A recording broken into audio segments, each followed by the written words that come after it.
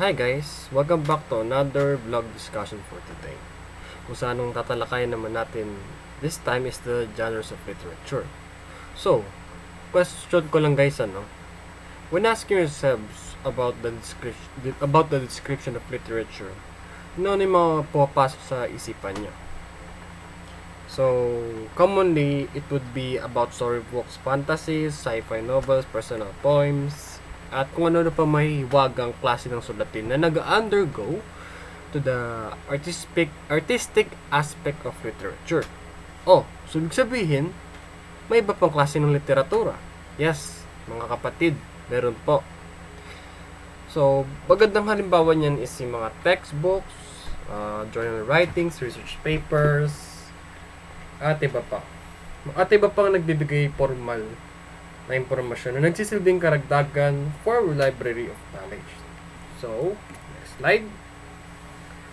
So, let us talk about first the fictional aspect of literature. So,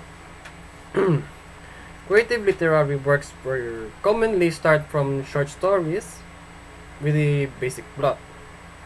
So, it is not even a mere surprise the fact that it is more enjoyable and suitable for starters to publish their small world of their creative minds.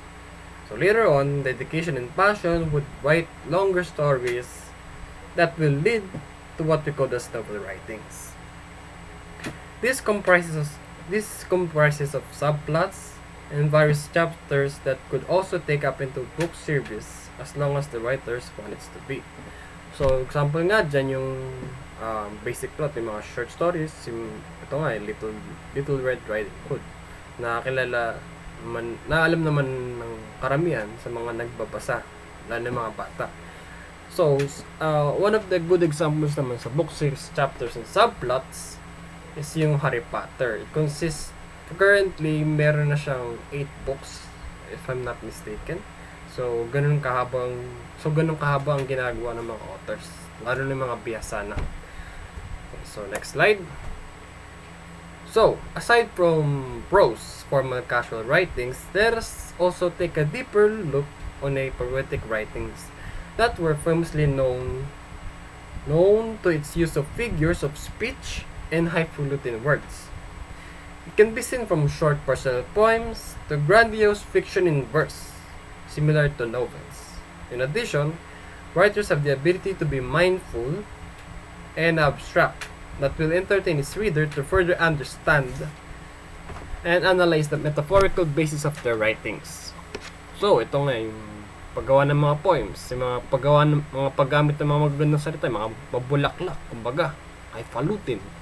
Yung mga kilalang author niya, si William Shakespeare, yung Shall I Compare the Tea to a Summer's Day. So basahin nyo na lang and tingnan nyo kung paano nyo gamitin. So, sa makikita nyong paggamit niya ng mga salita, it could be informal and hindi gumagamit ng proper construction ng sentence. So, yun. Next naman po is fiction. Okay. Sometimes, writers tend to be playful with the use of words. Wittiness and sense of humor were one of the leading points to make a successful and joyful literary works from readers. Moreover, making something comical or funny is versatile in any kinds of writing or genres.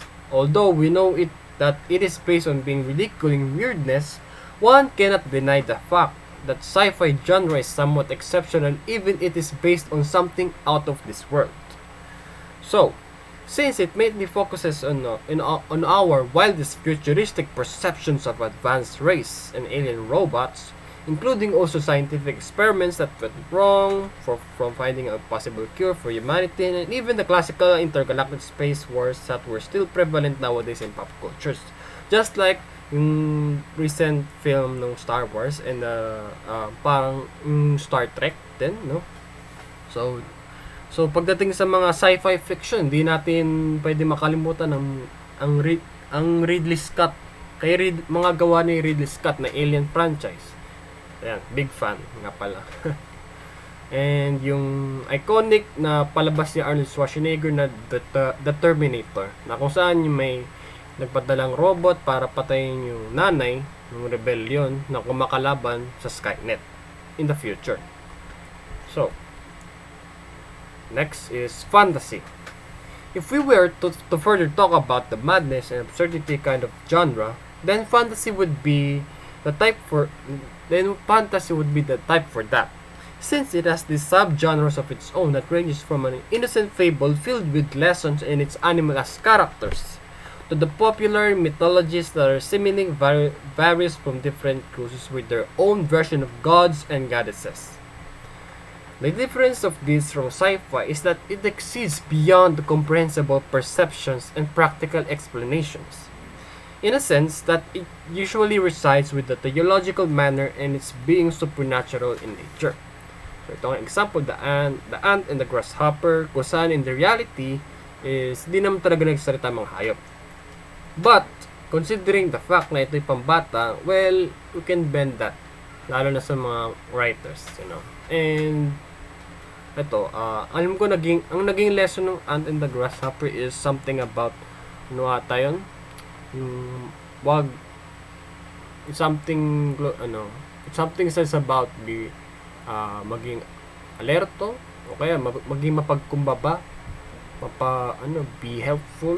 Kasi parang minamak nga ni grasshopper yung mga langgam, no? Even though, hindi nga yun nangyayaring problema, pero katagalan, parang naging consequences sa yung pagiging pabaya niya. Yeah. So, ito naman, sa kabilang picture, we can see the pictures of Zeus and his sons and daughters. Ayan. Ares, mga ganun. So, ito pa nga pala, no? Fantasy. Okay, Harry Potter. Hindi natin makakalimutan yung Harry Potter, of course. Game of Thrones by George R.R. Martin. Yan, so yan sa mga sikat. Pinapalabas sa HBO. And The Fellowship of the Ring. The Ring by J.R.R. Tolkien, The Lord of the Rings. So yan. Next is drama. Okay, with all the mind-splitting subtopics, let us take a leap back to the serious side note for us to acquire a sense of reality this time. Likewise, according to Jennifer Gunner, an educator, drama genre had been known to the large mainstream as something serious, just like the telenovela series that people commonly watch. So, parang ito nga yung The Betrayal, Marimar, sa Philippine teleseries. Yan. But, it has something to do also more than crying and fighting for loved ones. It does vary from light-hearted comedies to musical dramas that just like yung nakikita natin sa screen natin ngayon. Les Miserables. Yan, isa yan sa mga sikat na musical sa mga theater. In other words, drama pertains to a genre where the writers and its production crew were able to translate the story into gesture of actions and emotions that were mainly part of actors and actresses' job. So next, horror and thriller. And for those who are a masochists for unraveling secrets with a touch of suspense of fear, horror, and mystery, ito ang sa mga good example that would fit the bill when it comes to bone-chilling, spine-nerving contents that disregards of what age of what particular currently is. Okay, so why this genre is so popular? Oops, sorry about that. So, ba't nga ba? Today's horror in mainstream media invokes fear, which is in accordance with Professor Matthias Classen of Denmark's Aarhus University. It has something to do with audiences being related to the characters in the story. So, therefore, they become immersed and widely focused to the condition of the characters, allowing the genre's popularity to gain. So next, historical fiction. Moving on a more semi-realistic feature of literature, a writer's mindset of reality can be whatever he or she wants it to be. So, just like how realistic fiction are known to be except this time minus the supernatural events or phenomena. Famous events happened back then can be also a great inspiration for writings, in which, in this category, we call it as historical fiction. It is a made-up story that took place during historical events. A good example of this yung kay Captain America, the first Avenger, where in this, Steven Rogers goes into an adventure battling the Nazi-inspired enemies called the Hydra, led by the Red Skull as the main antagonist during the World War II. Okay, moving on sa nonfiction. Okay.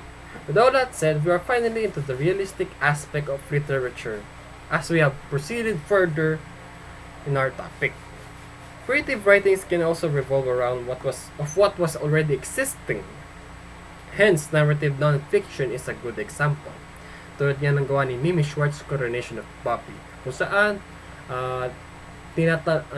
ni storytell niya na kung paano naging buhay niya noon sa kasama ang kanyang aso na si Bobby nung siya ay bata pa. Currently, it revolves around before and after World War II. So, from 1930s to 1950s, ganun. Okay. So, this type of narration can be located in biographies and in autobiographies, which they discuss and storytell at the same time of what was the author's type or as a famous person had been through. So, yun nga yung sinabi ko. Moreover, one can be immersing itself in purpose of acquiring new knowledge through academic literary readings, feeding its endless curiosity that might even lead to a possibility of new discoveries. Okay. Reasons why nonfiction reading are undoubtedly a reminder of what is real and what is crucial to gain for our imagination from time to time. So, what's the conclusion? Genres of literature have shown various degrees of writing, from body's imagination beyond our human comprehension to the vivid clearance of the author's portrayal that serves as a reflection of our reality. One must engross himself to the wondrous world of writing to achieve such literary artwork. Likewise, everyone must not be surprised if another genre emerges from our societal state. Literature can break itself again to reform another convention. Hence, the never-ending cycle of renewal continues. So, that's it for today. I hope you enjoyed the discussion vlog regarding the genres of literature. So, bye-bye.